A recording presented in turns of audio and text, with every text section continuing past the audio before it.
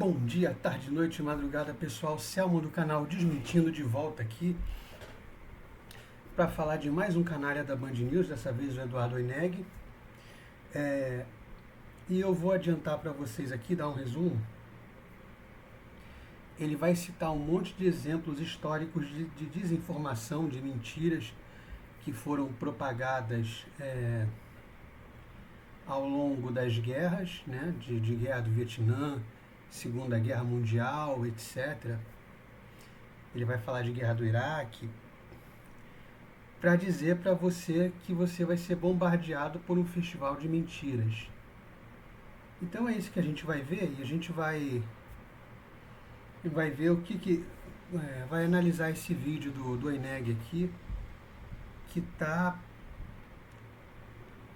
horrível, como tudo que ele faz, né? Vamos lá. Bom, hoje eu vim... Deixa eu pular que ele faz uma brincadeira. Referência, então, hoje, se vocês perceberem por algum momento... Inchando, o dedo ia necrosar. Pelo amor de Deus. Então cuidado, hein, gente? Cuidado. Não vamos brincar. Bom, nós estamos numa guerra. A guerra entre o Irã e... Você que está com o seu imóvel parado. Eu odeio o anúncio, mas vamos lá. Vamos... E eu queria falar um pouquinho sobre como nas guerras... Vamos falar primeiro que ele já começa mentindo, ou pelo menos errando. Não há uma guerra. Não há uma guerra. A guerra, ela pressupõe um movimento massivo de tropas, de uso de inteligência, sabe? Quando todas as forças armadas do seu país se empenham naquilo e mandam navios, aviões, soldados, submarino, tudo que for possível para derrotar o país inimigo. Não é o que está acontecendo entre Israel e o Irã. Israel fez ataques coordenados para atingir alvos militares estratégicos do Irã, onde ele diz e mostra que há materiais, há elementos para a produção de armas atômicas, e que seria muito perigoso para o mundo que o Irã tivesse armas atômicas. Isso é verdade. Com o ódio que o Irã tem do Ocidente, de Israel e de tudo mais, ele sair tacando bomba indiscriminadamente em diversos países não seria de surpreender. Então Israel está atacando bases militares, alvos militares que contenham os materiais para produzir a bomba atômica, urânio, coisas do tipo, e não somente alvos indiscriminados. E aí o Irã está respondendo com alguns ataques de mísseis a Tel Aviv. É isso que está acontecendo. Essa não é a definição de guerra. Então o Oineg já começa mentindo. Primeiro ponto que ele já está mentindo. Não há uma guerra. Se você pegar a definição de guerra, não é o que está acontecendo entre Irã e Israel. Ponto. A gente tem que tomar muito cuidado, porque a guerra, ela não deixa de ser uma versão sangrenta de uma batalha política. Passo seguinte de uma batalha política. E numa batalha como essa... Uma batalha política. Eu queria que esse sujeito me explicasse como é que é uma batalha política quando o teu vizinho tem elementos para produzir uma arma que vai te destruir. É uma questão de um mínimo de sobrevivência. Sobrevivência, disso que se trata. De não permitir que o Irã saia atacando bomba atômica nos países vizinhos, de saber que o Irã é que alimenta e financia a porcaria do Hamas. E tem um detalhe interessante que a imprensa estava falando hoje, que você vai reparar, é que os países vizinhos ali do Irã, os países árabes vizinhos ao Irã, porque Israel é o único país ali que não é árabe, não estão se manifestando favoravelmente ao Irã. A Arábia Saudita adotou até um tom mais duro, parece, dizendo que se tiver conflito com o Irã, o conflito vai ser no Irã, eles não vão permitir que chegue até o terreno deles. Você não pode acreditar nem naquilo que você vê. Então, o Ayatollah Khamenei falou que ele vai produzir danos irreparáveis. Ele falou para os moradores de Tel Aviv deixarem a cidade. O Trump falou em rendição incondicional. Vamos lá, o Ayatollah do Irã falou para os moradores de Tel Aviv deixarem a cidade. O que ele está fazendo? Ele está soltando barragem de míssil que as defesas de Israel estão pegando o máximo que eles conseguem, mas passam 9, passa 10, passa um pouco, está ferindo pessoas gravemente, você vai ver nas notícias, está atingindo hospitais, você vai ver nas notícias, e não é hospital igual do Hamas que é transformado em túnel, em ponto de atacar o Israel, que é de onde se lançam armas, mísseis, etc. Então, assim, não chega a ser uma mentira, porque o Ayatollah está querendo realmente atacar, destruir Tel Aviv, bombardear, etc. Agora ele vai falar da rendição total do Trump. O Trump ele está exigindo rendição total do Irã. Ele está exigindo que o Irã desista do programa nuclear. Ele não está prometendo, ele está exigindo. Não. Você vai ouvindo as frases, as declarações, o que diz o governo de Israel, o que diz o Irã, pelas redes sociais. Eles usam as redes sociais. O Ayatollah se manifestou pela Rede X, depois fez o... Isso aqui é interessante falar. Jornalista odeia rede social, né? Jornalista tem ódio de rede social. E ele disse que o Ayatollah se manifestou no X. Eu queria lembrar um vídeo antigo, eu vou botar aqui, depois eu vou linkar para vocês, em que a Adriana Araújo, companheira do Oineg no Jornal da Band, disse na época que o Alexandre de Moraes bloqueou o X no Brasil, ela disse que o X ia embora, já ia tarde. Ela disse que o X já ia tarde. E aqui você está vendo o companheiro de bancada da Adriana dizendo: o Ayatollah se manifestou no X. Agora, sem o X, sem acesso ao X, sem o acesso do seu país ao X, como é que um jornalista ia conseguir essa informação de que o Ayatollah se manifestou exatamente nessa rede social? Ele ia ter que esperar os outros jornalistas publicarem para depois fazer um copia e cola da notícia dos outros? Ele ia ter que comprar a notícia da Reuters? Ou seja, ele perde a fonte. A Adriana Araújo, ela defende que se perca a fonte primária. Ouvir isso de um jornalista é desesperador. É absolutamente desesperador. Segundo pronunciamento dele, depois que começou a guerra. E quando a gente tem guerras, e é disso que eu queria falar, a gente tem que tomar muito cuidado, mas muito cuidado. A gente sempre faz alerta aqui sobre fake news, sobre mentira, né? Existe uma diferença importante sobre mentira e fake news. A fake news é um tipo muito particular de mentira. E quem foi que criou essa definição? Da onde surgiu? Porque às vezes você conta alguma coisa que não é verdade por desinformação. Você passa para frente alguma coisa que não é verdade por desinformação. Mas quem produziu aquela notícia, muitas vezes, ela produziu aquela notícia por desinformação. A fake news, não. A fake news tem o objetivo de enganar, de empulhar. E na guerra... Quem disse isso? Aonde está essa definição de fake news? Desde quando se adota essa definição de fake news? É cansativo. Essa expressão fake news, se vocês pesquisarem aí, vocês vão ver que o primeiro a usar essa expressão foi Donald Trump, quando ele aponta para um cameraman da CNN e fala: "You are fake news", vocês são fake news. E daí que começou esses estudos sobre fake news, essas argumentações fantasiosas, essas definições tiradas não sei da onde. Começou depois, né? Meio que para combater o Trump, sei lá para quê, mas deturparam, né? Pegaram uma coisa que o cara falou e transformaram no conceito para usar contra ele.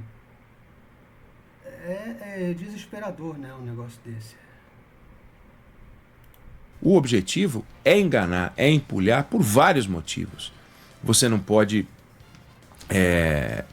acreditar nos danos que você vê, porque muitas vezes os danos anunciados não são reais. Você não pode acreditar no número de mortes. Porque os danos anunciados não são reais. Quem anuncia os danos é a Band News, é a Globo, é a UOL, é a CNN. Então você está me dizendo para não acreditar nos próprios jornais. Como é que eu vou fazer então, né? Para quem você recorre, já que, né, você é o grande defensor da imprensa? Que você vê, a não ser que depois sejam atestadas de alguma maneira. Os alertas, muitas vezes, são alertas falsos. As imagens, muitas vezes, são falsas. Na invasão da Rússia à Ucrânia, a gente viu cenas de tanques sendo destruídos que não eram daquela guerra, não eram dessa guerra. E, no entanto, elas foram divulgadas e produzem um certo desespero, ou um grande desespero, ou uma insegurança. A gente viu isso aqui no Brasil, com imagens de manifestações que vocês pegam, imagens antigas, para dizer que a manifestação da esquerda teve mais gente do que realmente teve. Como é que o telespectador comum vai saber a veracidade das imagens? Ele vai ficar parado com o ouvido colado na rádio Band News, esperando a rádio dizer qual é a imagem verdadeira? É isso que você está dizendo? Babaca. Sempre o objetivo é empulhar a opinião pública. Em 1964, ano em que eu nasci, e eu já tinha nascido quando isso aconteceu, mas eu era um bebezinho, porque eu nasci no 23 de maio e isso aconteceu em junho, houve um incidente no Golfo de Tonkin, eu estou falando do Vietnã, e nesse incidente, um navio da Marinha Americana foi atacado por lanchas torpedeiras da Marinha Vietnamita. No dia, 2 dias depois, um novo ataque. E com esse novo ataque, o Congresso americano autorizou o presidente Lyndon Johnson a entrar na guerra do Vietnã. Esse segundo ataque não existiu. Esse segundo ataque era falso.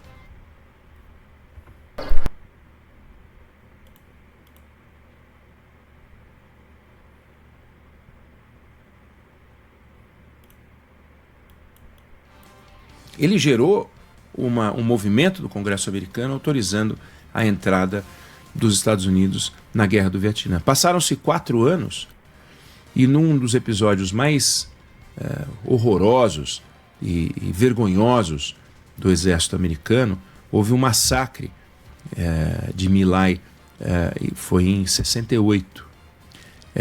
Os soldados americanos chegaram numa aldeia, mataram mais de 500 pessoas.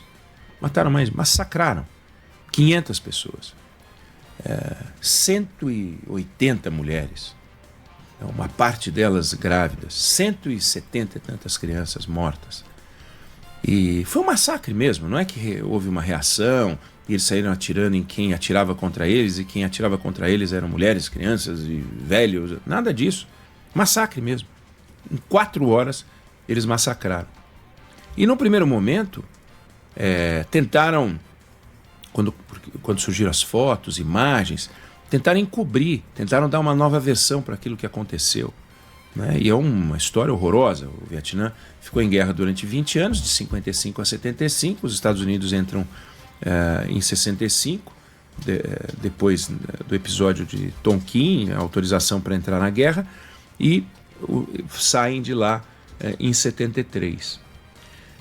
Em 2003, o presidente George W. Bush...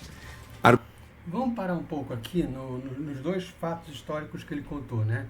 Então, o prenúncio da Guerra do Vietnã, né? O fato gerador da Guerra do Vietnã, e esse massacre de My Lai. Só tem um problema que o INEG não está te contando aí. Pequeno problema aqui, mesmo problema nos 2 casos. Os fatos que ele está relatando só vieram a conhecimento público meses depois ou até 1 ano depois. Então, assim, como é que naquele período o cidadão médio americano, o cidadão médio do mundo, iria ter acesso à verdade desses fatos. Como? Como é que eu hoje vou ter acesso à verdade sobre um míssil que cai no Irã, um míssil que cai em Israel, se o míssil não caiu, se pegaram a imagem de um outro conflito que Israel estava envolvido, um outro conflito que o Irã estava envolvido, se a imagem é falsa, hoje a gente tem inteligência artificial. Como é que o ENEG espera que eu faça a distinção daquilo que é verdadeiro e daquilo que é falso, especialmente quando é veiculado pela imprensa que ele representa? Como? Né? É muito canalha o ENEG vir defender essa posição de, olha, tomem cuidado com as notícias, vejam tudo direitinho, e cita casos que foram descobertos muito tempo depois. Muito tempo depois, porque quando você tem uma guerra dessa, você tem documentos secretos, você tem reuniões militares que a gente não participa, que a gente não vai ficar sabendo o que se decidiu ali, e talvez a gente não saiba nem pelos próximos, nunca saiba. E aí o ENEG fala, não, veja direitinho. Como? Qual é a fonte que o ENEG me aponta para eu saber que a imagem do míssil caindo em Teherã, do míssil caindo em Tel Aviv, não é gerada por inteligência artificial ou não é de um conflito passado? É muita canalice, sabe? É muita canalice do ENEG. Argumentando que havia armas de destruição em massa no Iraque, invade o Iraque, derruba o regime do Saddam Hussein, que era um ditador, um regime horroroso, com o qual os americanos se relacionavam. Na guerra do Irã com o Iraque, nos anos 80, os Estados Unidos apoiaram o Iraque. Mas daí o Iraque invade o Kuwait. Os Estados Unidos, em 1990, os Estados Unidos ficam do lado do Kuwait. E depois dos ataques às Torres Gêmeas, em 2001... É curioso isso, né? Os Estados Unidos teve uma posição em defesa do Iraque nos anos 80. Logo, essa posição deveria ter se mantido por toda a eternidade. Então, é incoerente ele chegar em 2003 e atacar o Iraque, porque nos anos 80 ele estava do lado. Então você mantém exatamente a mesma relação com todas as pessoas que você conhece ao longo da sua vida.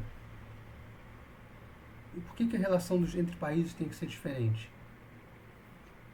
Outra coisa, o Iraque, ele tinha um histórico de profunda má vontade com inspetores de armas químicas, inspetores de armas nucleares, de expulsar inspetores da ONU e coisas do tipo. Os Estados Unidos acreditavam que o Iraque estava enganando os inspetores que estavam ali, né, procurando as tais armas químicas. E o Iraque tinha, há poucos anos antes da invasão, ele tinha massacrado os curdos, a população curda, com gás mostarda. O Saddam tinha esse bom hábito de massacrar populações com gás mostarda. Então o ENEG vem falar onde estavam as armas químicas, e aí teve até um relatório de um senador americano, Rick Santorum, que mostrou que tinha armas químicas. Aí o pessoal veio dizer, não, mas essas armas, elas não valem, foram fabricadas antes dos anos 80, então não funcionam mais. Mas funcionaram em 98, parece, para massacrar a população curda. Então, assim, o que o ENEG está falando? Começa uma pressão em cima do regime do Saddam Hussein, porque se dizia que ele abrigava terroristas da Al-Qaeda. Aí começaram a falar na existência de armas de destruição em massa, invadem o Iraque em 2003, não acham nenhuma arma de destruição em massa, e quando eu falo arma de destruição em massa, era suspeita de que fossem armas químicas, possível, talvez uma arma nuclear. Nada disso apareceu. O Saddam Hussein foi capturado, depois ele seria executado, enforcado 3 anos mais tarde por um tribunal iraquiano.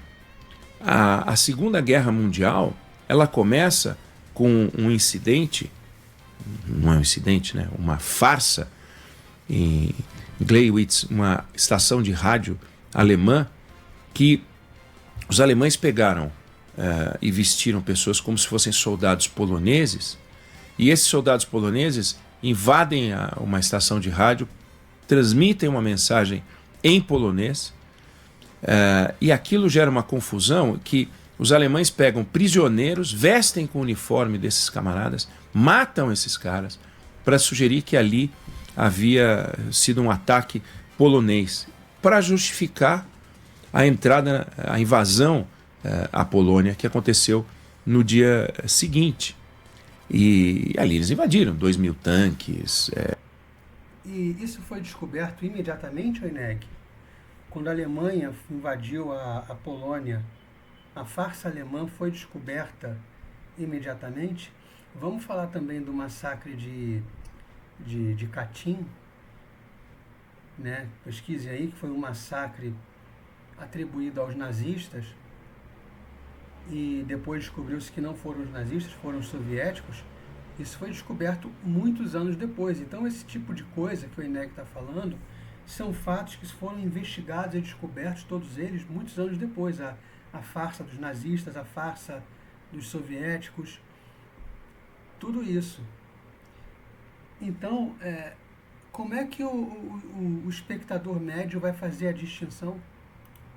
900 bombardeios, centenas de milhares de soldados, coisa de 1 milhão de soldados, para invadir a Polônia, até chegar em Varsóvia, que eles conseguiram fazer em pouco tempo.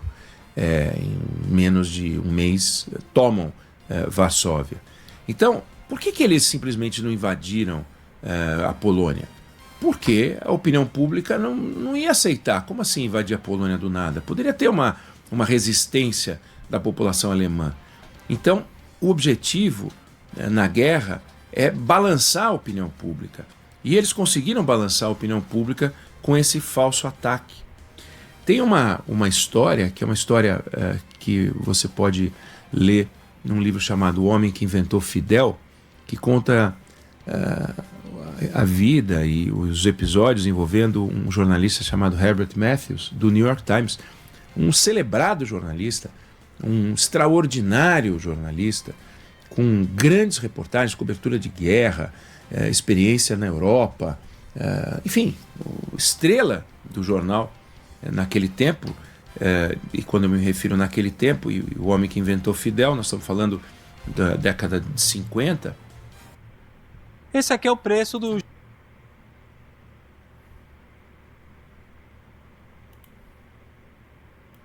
Ele houve os guerrilheiros, né, liderados por Fidel Castro, invadem Cuba, chegam em Cuba, e o Fidel, ele dizia que ele fazia isso em nome da democracia, que ele iria respeitar a propriedade privada, que ele iria defender a liberdade de expressão. Olha que coisa fantástica. E aí ele dá uma famosa, aquilo que se tornou depois, quando se descobriu que era uma farsa, uma entrevista para esse jornalista, o Herbert Matthews, na Sierra Maestra, uma região montanhosa em Cuba. Ele dá uma entrevista em 1957, o Fidel naquela época tinha 30 guerrilheiros. E enquanto ele dava a entrevista, ele organizou uma cena para o jornalista. Então, veja, o jornalista vendo. E ele fazia com que soldados saíssem de todos os lugares para todos os lugares e passavam tropas para cá, tropas para lá, sugerindo que ele tinha centenas de guerrilheiros. E era importante aquilo. E o jornalista acabou registrando esse poderio do Fidel. É curioso como ele fala, um jornalista, hein? Ele enganou um jornalista. Tinha uma pessoa com Fidel Castro, uma pessoa entrevistando Fidel Castro, só. E o Fidel Castro organiza uma farsa com a ajuda de várias outras. Quem é que descobriria algo dessa natureza? Adianta ser um jornalista celebrado para desvendar isso no ato, imediatamente? Não. Ninguém conseguiria. Não adianta o cara ser um jornalista, nossa, ele enganou um jornalista, é celebrado. Não, ele enganaria qualquer pessoa. Fidel Castro, que na verdade não existia, né? Então, tudo isso para dizer que quando a gente está num momento de guerra, e a gente está no momento de guerra... A gente não está no momento de guerra, tá? Não esqueçam disso, não estamos em um momento de guerra. A gente está distante.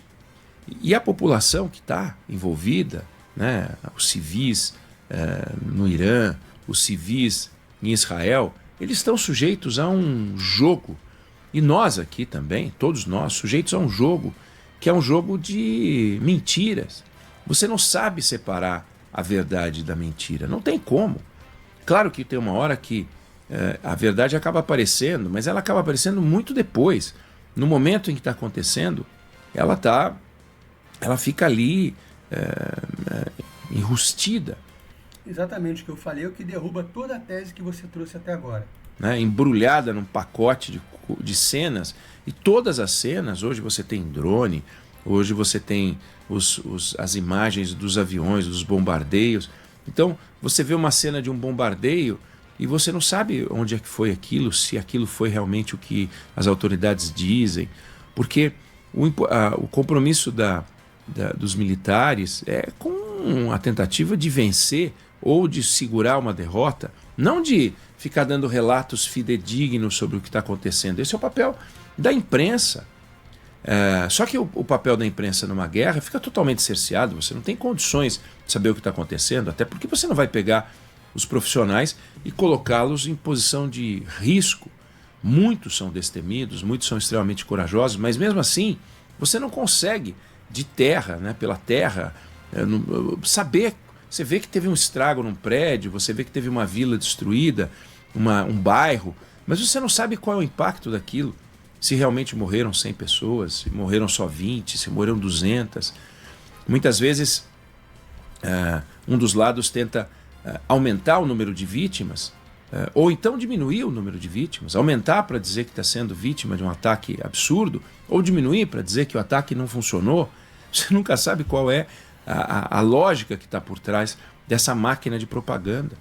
Quando a gente fala em propaganda de guerra, a gente lembra do Goebbels, ministro da propaganda do governo nazista, né, do regime nazista, do Hitler, controlava os jornais, controlava as rádios, controlava todo o sistema de notícias, tentando passar sempre uma imagem otimista, uma imagem heróica, até na Batalha de Stalingrado, a batalha mais sangrenta da Segunda Guerra, coisa de 1 milhão ou mais de mortos, numa tentativa de invasão que foi fracassada, e no entanto, uma batalha que durou meses, e no entanto o governo alemão tentava minimizar o estrago que foi monumental. Quer dizer, ali a guerra mudou de cara, e no entanto tentava mentir. Então eu só queria chamar a atenção para que você ficasse muito atento a tudo que você vê. Não tem lado verdadeiro e lado falso. Existem as notícias que a gente pode coletar, e a gente... Não existem as notícias que a gente pode coletar. Só que vocês são parciais. Vocês fazem uma seleção das notícias que vocês vão deixar chegar até o público. Isso já foi mostrado diversas vezes, porque vocês têm lado e vocês favorecem o lado. Agora você está fingindo que não, e que a confiança deve estar depositada em vocês. Não, é exatamente em você que eu não confio. Ou nas suas fontes, porque nas fontes suas não. Nas fontes que levam notícia, que levam até a notícia até o seu programa que você apresenta, porque você mesmo não apura porra nenhuma. Então é bem difícil de confiar muito. E eu não vou confiar num sujeito que está sendo desmentido aqui no meu canal várias vezes. Te dá aqui as notícias sempre tomando muito cuidado. Aliás, essa é uma característica da Band News FM. Muitas vezes a gente espera para dar uma notícia, não só sobre a guerra, para ter absoluta certeza de que a gente está falando a verdade. Às vezes você pode ouvir antes em outro lugar e falar, puxa vida, mas a Band News FM demorou mais tempo. Não, a gente estava checando. Porque errar é humano e a gente é. Porra, cara, então vocês vão ter que esperar muito, muito mais e checar mais umas 30 vezes no mínimo, porque vocês estão mentindo pra caralho. Vocês estão mentindo para um caralho. Erra aqui, e erra e pede desculpa. Mas imagina se a gente não... Então o Megali pediu desculpa da merda que ele falou essa semana do Trump? Cadê? Eu não vi. Você vai pedir desculpa de todas as merdas que você já falou aí? Eu nunca vi você pedir desculpa de porra nenhuma. Você é incapaz de pedir desculpa de qualquer coisa. Não cumprir a nossa missão, que é confirmar, ouvir as fontes, nem sempre as fontes oficiais, porque as fontes oficiais podem estar mentindo também. Então é um desafio. E a guerra é o desafio maior de cobertura. Você recebe informações das agências de notícias, você sabe que os jornalistas estão comprometidos em buscar a verdade, mas é tudo muito complicado. Então é só um alerta. Você não acredite, nem passe para frente o que você recebe.